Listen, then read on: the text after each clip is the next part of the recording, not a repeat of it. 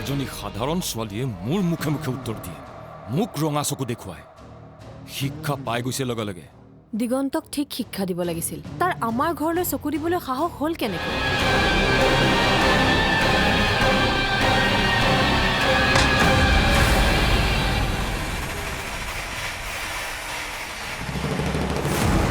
এইকেইদিনটো মোৰ তোমাৰ অবিহনে থাকিবলৈ অলপো অসুবিধা হোৱা নাই। মই যদি তোমাৰ পৰা আঁতৰি থাকিব পাৰিছোঁ, তুমি কিয় আঁতৰি থাকিব নোৱাৰিবা? একেবোৰ কথাকে বাৰে বাৰে কৈ থাকিবলৈ মোৰো আমনি লাগে। এতিয়া আপুনি কি কৰিম বুলি ভাবিছে? এখেতক আপুনি যাবলৈ দিব নে নিদিয়ে? মই ফুকন ছাৰক এটা ফোন কৰি ল'ব লাগিব। তেখেতে কেছটো উঠাই ল'ব নে নাই। যদি উঠাই নলয় তেনেহ'লে কোনো চান্স নাই। আপোনালোকে আপোনালোকৰ ক্ষমতাৰ অপব্যৱহাৰ কৰিছে। একো নাই, এতিয়া আপোনালোকৰ সময়, যি মন যায় তাকে কৰক। কিন্তু আপুনি হয়তো নাজানে যে ইচ্ছা কৰিলে ময়ো এই ঘটনাটো সমগ্ৰ অসমতে তোলপাৰ লগাকৈ পেপাৰে পত্ৰই লিখিব পাৰোঁ, টিভিত নিউজ কৰিব পাৰোঁ, কাৰণ মই এজন সাংবাদিক। আপোনাৰ ফুকন ছাৰক ফোন কৰোঁতে এটা কথা ক'বলৈ নাপাহৰিব যে ইয়াৰ আগতেও দিগন্তই তেখেতৰ ৰাতিৰ টোপনি ক্ষতি হোৱাকৈ এটা নিউজ কৰিছে। তেখেতৰ নিশ্চয় মনত থাকিব, আকৌ কৰিব লাগিব নেকি। এই নিউজটো টিভিত ওলালে এটা কথা কিন্তু মই বিশ্বাসেৰে ক'ব পাৰোঁ, আপোনাৰ ৰাতিৰ টোপনি যে ক্ষতি হ'ব সেয়া খাটাং। কাৰণ আপোনাৰ এই চাকৰিটোত অংশই আহিব পৰাকৈ মই নিউজটো তৈয়াৰ কৰিম। গণতন্ত্ৰৰ চতুৰ্থ স্তম্ভ ক্ষমতা কিমান সেয়াও আপুনি দেখিব। দম দিছ মোক, সাংবাদিকৰ ভয় দেখুৱাইছ। হেই, তহঁতৰ নিচিনা সাংবাদিক ৰাতিপুৱাই আমাৰ থানাৰ সন্মুখত নিউজ বিচাৰি বহি থাকে। তই কি ভাবিছ? তই নিউজ কৰিবি আৰু আমি হাত সাৱটি বহি থাকিম? তই আচলতে কাৰ লগত খেলা কৰিছ বুজি পোৱা নাই। বৰ বেয়া বিপদত পৰিবলৈ ওলাইছ। ইচ্ছা কৰিলে তোক মই এনেকুৱা কৰিব পাৰোঁ। ভয় দেখুওৱা নাই। এজন প্ৰাক্তন সাংসদৰ বিৰুদ্ধে নিউজ কৰিবলৈ যেতিয়া কুণ্ঠাবোধ নকৰিলোঁ, আপুনি কোন? কিন্তু এতিয়াৰ সময় সম্পূৰ্ণ বেলেগ। এতিয়া আপুনি ইচ্ছা কৰিলে যি মন যায় তাকে কৰিব নোৱাৰে। এই মানুহজনক মিছা অপবাদ এটা দি আপুনি যিটো কষ্ট দিলে, এই কষ্টৰ পৰিণাম আপুনিও পাব। তই মোৰ থানাত আহি মোকেই কথা শুনাও? তোক মই এতিয়াই লকআপত ভৰাই থ'ব পাৰোঁ। ছাৰ, দিগন্ত তাক বেয়া নাপাব। তেখেতৰ এই কথাবোৰ দেখি শুনি খং উঠিছে, সেইকাৰণে তেনেকৈ ক'লে। আমাৰ কথাটো হ'ল যে আমাৰ গাত দুখ নাই, গতিকে দেউতাক ইয়াৰ পৰা যাবলৈ দিয়ক। এতিয়া এইবোৰ কথা আৰু আগবঢ়াই লাভ নাই। হয়তো তুমি মোৰ আগত মিছা কথা নোকোৱা হ'লে মই তোমাৰ প্ৰত্যেকটো কথাকে মানি ল'লোহেঁতেন। আৰু তুমি যে মোক বিশ্বাসৰ কথা কৈছিলা, মই তোমাক বেছি বিশ্বাস কৰিছিলোঁ সুপ্ৰিয়া, আৰু তুমি মোক বিশ্বাসঘাতকতা কৰিলা। এবাৰ শিক্ষা পালোঁ যেতিয়া, মই আৰু এই সম্পৰ্ক আগবঢ়াব নোৱাৰোঁ। মই তোমাক একো মিছা কোৱা নাই ঋষি। প্লিজ সুপ্ৰিয়া, একেবোৰ কথাকে আৰু উলিয়াই নাথাকিবা। কথাবোৰ লৈ তুমি চিন্তা কৰিবলগীয়া একো নাই। মই তোমাৰ জীৱনত নাথাকিলেও মোতকৈ ভাল ল'ৰা পাবা। চিন্তা কিহৰ? যদি মই তোমাক ইমান সহজে পাহৰি পেলাব পাৰিলোঁ হয়, মই কেতিয়াবাই পাহৰি পেলালোঁ হয়। ঋষি, মই তোমাক কৈছোঁ তুমি এইবোৰ একো চিন্তা নকৰিবা, সকলো ঠিক হৈ যাব। চোৱা সুপ্ৰিয়া, তোমাৰ ফেমিলিটোৰ দৰে মোৰ ফেমিলিটো নহয়। তোমাক বিয়া পাতিলে মোৰ মা দেউতাই সঁচাকৈয়ে লাজ পাব, আৰু মই মা দেউতাক কেতিয়াও লাজত পেলাব নোৱাৰোঁ। এটা কাম কৰা, কোনোবা ভাল ল'ৰা আহিলে মোক কোৱাৰ দৰে তাকো মিছাকৈ কথাবোৰ কৈ বিয়া হৈ গুচি যাবা। এনেও তুমি আৰু তোমালোকৰ ফেমিলিটো মিছা কথা কোৱাততো ভালেই। মোৰ কাৰণে মা দেউতাই বেলেগ ছোৱালী চাব। এতিয়া মা দেউতাৰ পচন্দই মোৰ পচন্দ। মা দেউতাৰ পচন্দক মই কেতিয়াও আপত্তি কৰিব নোৱাৰোঁ, কাৰণ এবাৰ নিজে পচন্দ কৰি ঠগ খাইছোঁ। মইতো আৰু মূৰ্খ নহয় যে জানি বুজি আকৌ একেটা ভুলকে কৰিম। মোক আজিৰ পৰা ভুলতো ফোন নকৰিবা। মোৰ লগত লাগি থাকিলে তোমাৰহে সময় ক্ষতি হ'ব। এতিয়া আহোঁ দিয়া।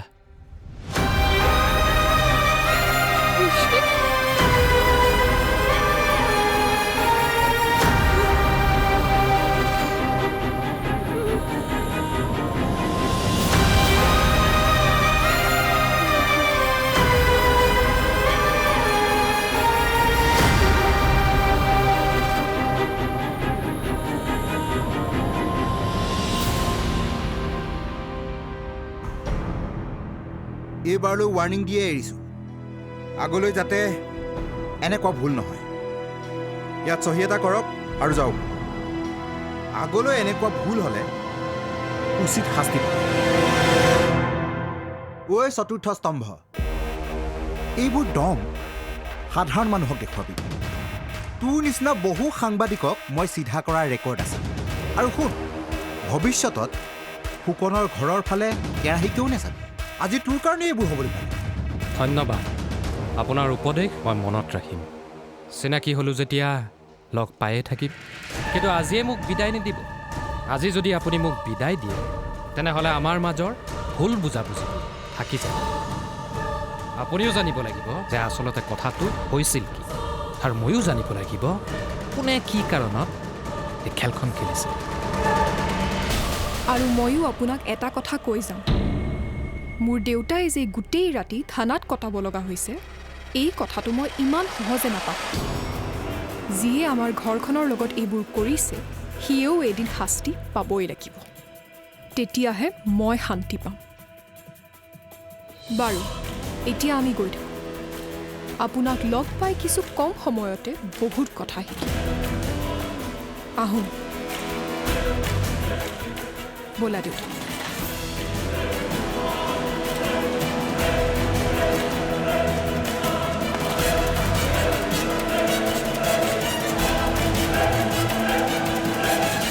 অদিতিৰ দেউতাকক থানাৰ পৰা জামিনত দিলে নেকি দিয়া বুলি শুনিছোঁ ৰাতিটো থানাত থাকিবলগীয়া হ'ল কথাবোৰ কেনেবাকৈ বাহিৰত ওলাইছে নেকি নাই ওলোৱা চাবি আকৌ দেই কথাবোৰ কেনেবাকৈ বাহিৰত ওলালে বৰ ডাঙৰ কথা হ'ব অদিতিয়ে এনেকৈ ঘৰখন এৰি থৈ গুচি গৈছে বুলি গম পালে আমাৰ বদনাম হ'ব তাতে আকৌ আজিকালি ছ'চিয়েল মিডিয়া বৰ ষ্ট্ৰং সৰু কথা এটাকে লৈ হৈ চৈ কৰে এই দিগন্ত বোলা ল'ৰাটো তাহাঁতৰ লগ লাগি আছে সি কেনেবাকৈ কিবা নিউজ কৰে যদি মোৰতো তাক লৈহে চিন্তা তাৰ আৰু সাহস নাই মা সি নিউজ নকৰিলেও বেলেগক উচতাই যদি মোৰ মতে কি জান দুইখন ঘৰে কথা পাতি কিবা এটা সিদ্ধান্ত লৈ আহিব লাগে আৰু নীৰৱৰ ডাইভৰ্চৰ ব্যৱস্থাটো কৰিব লাগে এইবিলাক কথাত আৰু লাগি থাকি লাভ নাই এইবোৰ হৈ থাকিব আৰু কেইটামান কাম কৰি লওঁ তাৰ পাছত আৰু চিন্তা নাই আকৌ কি কাম সকলো গম পাবা ৰ'বা এটা সৰু কাম তাৰ পাছত আৰু আমি নীৰৱক লৈ একো ভাবিব নালাগে আমি নীৰৱক লৈ যি বিচাৰিছোঁ সেয়া সি ভালদৰে বুজি পাব তাৰ পাছত সকলো কাম সি আমাৰ মতেই কৰিব মই যিবোৰ কাম কৰিছোঁ সেইবোৰ একেবাৰে আইন বিৰোধী কাম কেনেবাকৈ কথাবোৰ নিউজ হ'ব লাগিলে বৰ ডাঙৰ কথা হ'ব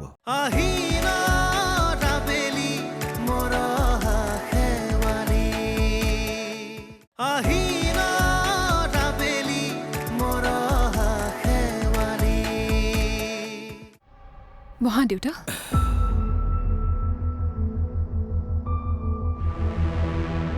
তেওঁলোকে কিবা প্ৰশ্ন কৰি হাৰাশাস্তি কৰিছিল নেকি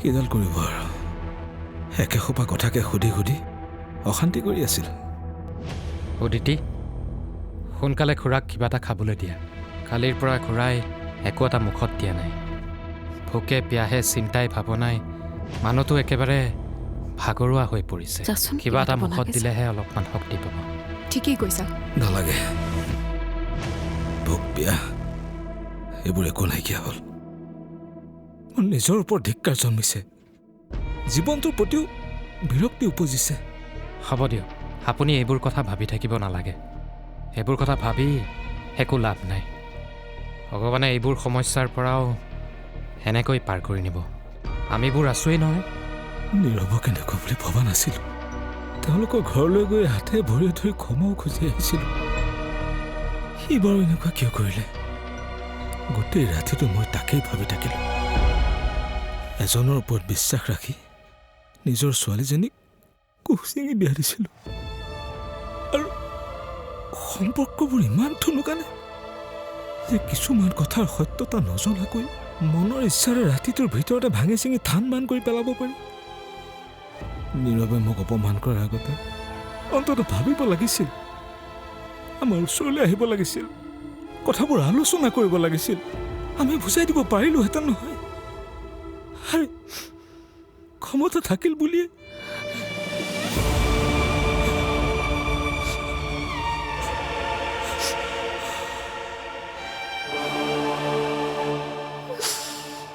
হৈ যোৱা কথাবোৰ বাদ দি সময়লৈ বাট চাওক। ওপৰতো এজন আছে নহয়। মানুহে আনলৈ ভয় নকৰিলেও ওপৰৰ জনালৈ ভয় কৰিব লাগে। কেতিয়াবাতো এইবোৰ মানুহে বুজি পাব। খুৰী আৰু অদিতিয়েও কালিৰ পৰা একো এটা মুখত দিয়া নাই। খুৰী,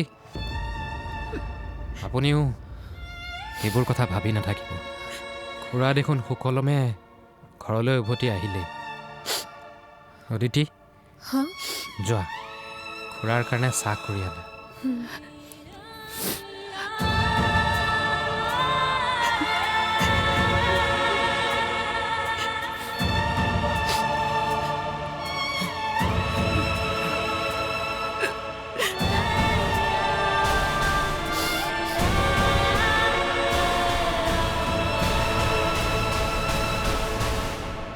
মই আপোনাকে লগ কৰিবলৈ আহিছোঁ। কেইটামান কথা আছে। কওকচোন।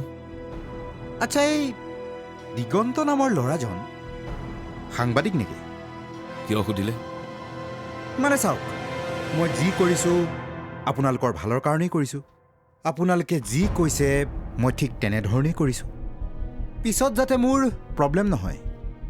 আপুনি কি ক'ব খুজিছে ভালদৰে বুজাই কওকচোন। চাওক ফুকন, মই যিবোৰ কাম কৰিছোঁ সেইবোৰ একেবাৰে আইন বিৰোধী কাম। কেনেবাকৈ কথাবোৰ নিউজ হ'ব লাগিলে বৰ ডাঙৰ কথা হ'ব। তাতে দিগন্ত বোলা ল'ৰাজন সাংবাদিক। এতিয়া ছ'চিয়েল মিডিয়া বৰ ষ্ট্ৰং। সৰু কথা এটা বৰ ডাঙৰকৈ ভাইৰেল কৰে। কেনেবাকৈ এইবোৰ কথা ভাইৰেল হ'ব লাগিলে মোৰ কেৰিয়াৰ শেষ। কিছুদিন আগৰ কথা, মোৰ বন্ধু এজনক এনেকুৱা এটা কেছত DGP ছাৰে ছাছপেনশ্যন কৰি থৈছে। মোৰো একেই দশা নহয়তো। আপুনি এনেই কিয় টেনশ্যন লৈছে বৰা? কোনেও আপোনাৰ একো ক্ষতি কৰিব নোৱাৰে। আৰু মই আছোঁতো আপোনাৰ লগত। কথাবোৰ দেউতাৰ লগত ভালদৰে আলোচনা কৰি লওঁ। তেওঁ কিবা নহয় কিবা এটা উপায় দিবই। আপুনি বহক, মই দেউতাক খবৰটো দিম।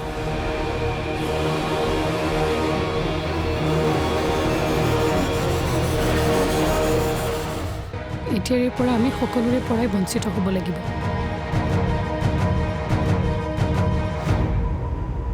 সেয়াই আমাৰ ভাগ্য। গতিকে মোৰ বিয়াৰ কথা ভাবিব নালাগে। মই বিয়া নহওঁ।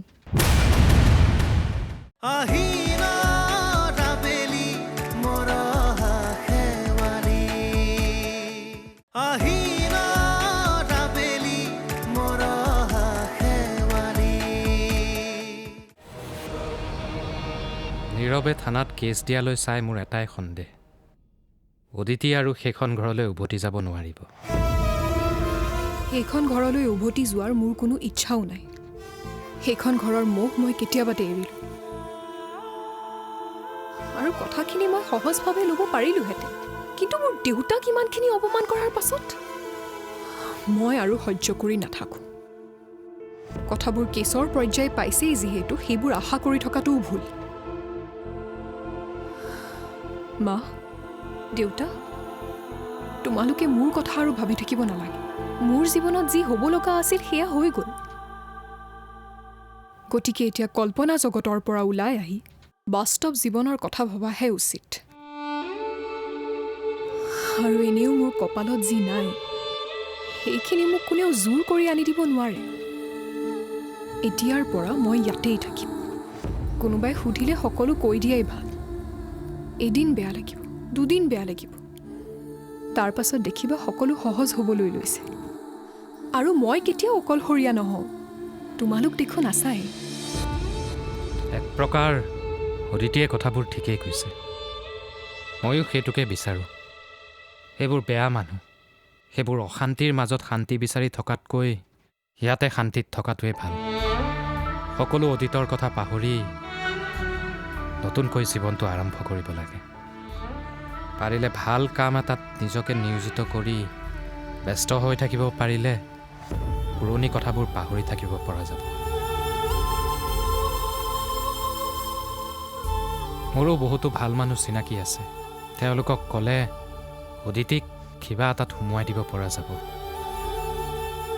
সোণাপুৰত থাকিব বেয়া পালে গুৱাহাটীতে থাকিব পৰা যাব সুবিধা কৰি ল'লে হ'ল মঠৰ ওপৰত জীৱনটো নিজৰ তুমি এবাৰ যিটো পথেৰে গ'লে তোমাৰ শান্তি হ'ব বুলি ভাবা সেইটো পথেৰে গুচি যাবা অদিতি ঠিকেই মাত্ৰ এটাই কথা কেনেবাকৈ ভাল ল'ৰা এটা চাই সুপ্ৰিয়াক বিয়াখন পাতি দিব পাৰিলেই হ'ল মোৰ কথা কোনেও চিন্তা নকৰিলেও হ'ব মই হ'লো এখন বদনামী ঘৰৰ ছোৱালী মোক কোনে বিয়া কৰাব বিয়া হ'ব লাগিলেও মিছা কথা কৈ বিয়া হ'ব লাগিব আৰু মিছা কথাৰ পৰিণাম বায়ে নহয় জানো ময়ো এদিন এনেকৈ আহি ঘৰ পাব লাগিব ভৱিষ্যতে সকলোৱে সিহঁতৰ ঘৰখন এলাগি কৰিব গতিকে মিছাতে বিয়াৰ আশা নকৰাই ভাল বুজিলোঁ এতিয়াৰে পৰা আমি সকলোৰে পৰাই বঞ্চিত হ'ব লাগিব